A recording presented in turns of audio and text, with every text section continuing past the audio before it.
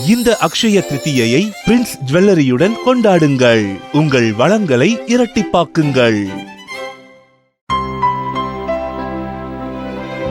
இனிமே கண்ணை மூடிட்டு கடலை எண்ணெய் வாங்கலாம். ஏன்னா மந்த்ரா கடலை எண்ணெய் இதயத்தின் தயாரிப்பு. வறுக்க பொரிக்க ஏன் எல்லா சமையலுக்கும் மந்த்ரா தான். மந்த்ரா கடலை எண்ணெய், அபார ருசி, ஆரோக்கியமான உடல் நலம். கோவை தெற்கு தொகுதி வேட்பாளர் செந்தில் பாலாஜி வேட்புமனு தாக்கல் செய்த மறுநாள் காலையில் பெரியகடை வீதியில் உள்ள கோணியம்மன் கோவிலுக்கு சாமி கும்பிட சென்றார். உடன் பிறப்புகளும் உடன் சென்றனர். வெற்றி வேண்டி கண்மூடி பிரார்த்தனை செய்து தரிசனம் முடித்த பின் கிளம்பினார்.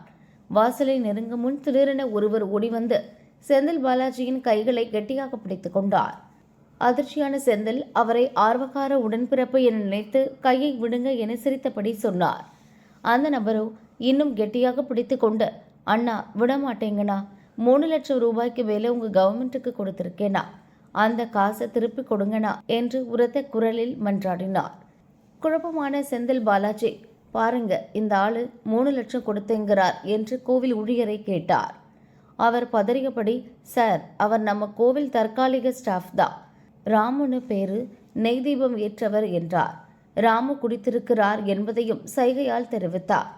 கடுப்பான செந்தில் பாலாஜி குடிமகனின் கைகளை வேகமாக உதறினார். உடன் வந்தவர்கள் ராமுவை இழுத்து அப்புறப்படுத்தினர். இதற்குள் கோவில் அதிகாரி ஓடி வந்தார். அவரிடம் குடிச்சிட்டு வரவங்களை எப்படி கோவிலுக்குள்ள விடுறீங்க என்று எரிச்சலாக கேட்டுவிட்டு செந்தில் வெளியேறினார். கோவிலுக்குள் மது போதையில் பணி செய்ததாக ராமு டிஸ்மிஸ் செய்யப்பட்டார்.